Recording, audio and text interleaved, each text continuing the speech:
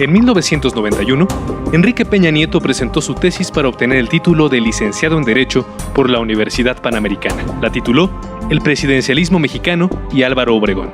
Una revisión a la tesis evidencia que el hoy presidente de México plagió al menos 197 párrafos de los 682 que integran el texto, es decir, casi el 29% de su tesis fue robado de las obras de otros autores. Enrique Peña Nieto plagió párrafos textuales de una obra escrita por el expresidente Miguel de la Madrid sin hacer referencia a él ni citarlo en la bibliografía. También se atribuyó palabras de al menos 10 autores, entre ellos el historiador Enrique Krause y los doctores en Derecho Diego Valadez y Jorge Carpizo.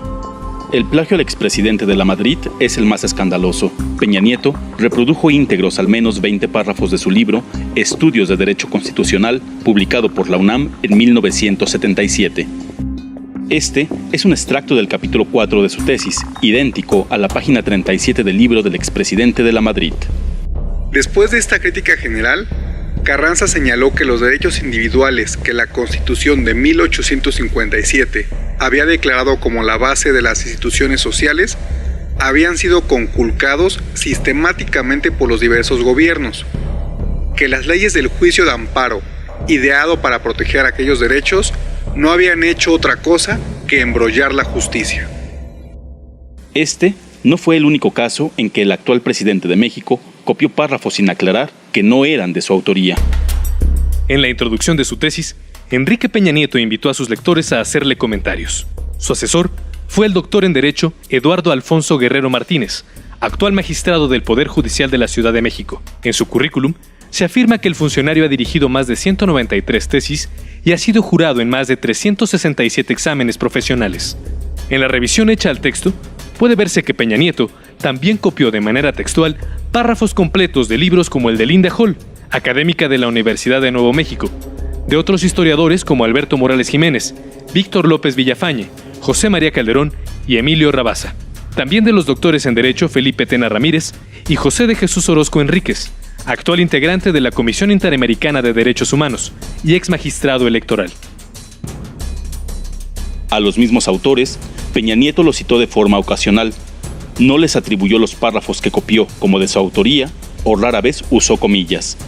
Por ejemplo, en el apartado 3.1 de su tesis, Peña Nieto contó la vida de Álvaro Obregón en 36 párrafos, pero 35 fueron copiados de manera exacta de 2 libros: Hombres de la Revolución Mexicana, de Alberto Morales Jiménez, y Así fue la Revolución Mexicana, un compendio editado por el Consejo Nacional de Fomento Educativo en 1985. El ahora presidente no aclaró la procedencia de los datos ni puso entre comillas ningún párrafo. Solo al final, en el último párrafo, incluyó una cita al pie para mencionar los 2 libros, sin aclarar que el contenido de las 9 páginas anteriores de su tesis eran párrafos que copió textuales. Los pasajes de los libros que Peña Nieto seleccionó para su tesis suelen aparecer cortados de forma abrupta.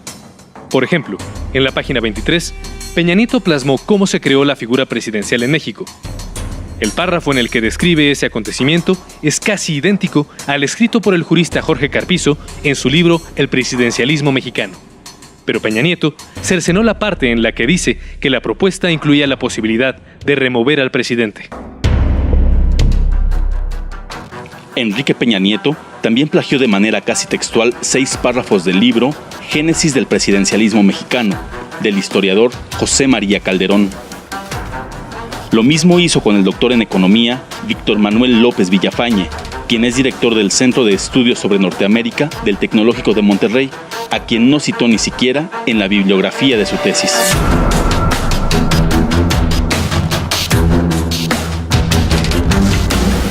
La Biblioteca de la Universidad Panamericana conserva 3 ejemplares impresos de la tesis de Peña Nieto, mientras que la Biblioteca Central de la UNAM tiene una copia más en formato de microfilm. Ambas universidades, en sus reglamentos y campañas, condenan el plagio entre sus estudiantes.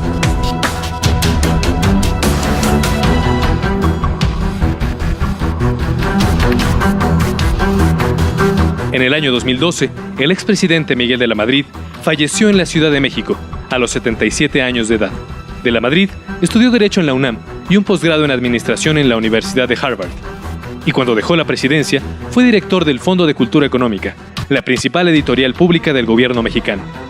Un día después de su muerte, el entonces candidato a la presidencia, Enrique Peña Nieto, acudió al homenaje que se realizó en honor a De la Madrid. La prensa mexicana recuperó las palabras de Peña Nieto a la memoria del expresidente, donde dijo que había dejado un gran legado.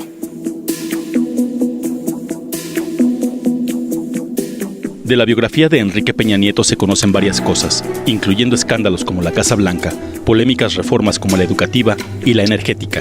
Pero lo que no se conocía del hoy mandatario mexicano es esta nueva historia que lo muestra como un hombre que pudo pasar de plagiador a presidente.